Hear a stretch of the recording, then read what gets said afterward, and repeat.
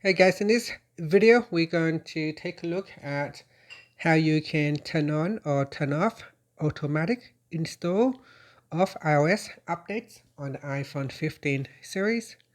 First, let's go back to the home screen by swiping up at the bottom of the screen. Then on the home screen, tap on Settings. Now in the Settings page, we scroll down and then tap on General. Then tap on Software Update. Now in here, the phone will check for an update. If there is a newer version, you can tap on Update Now, but this is a manual method.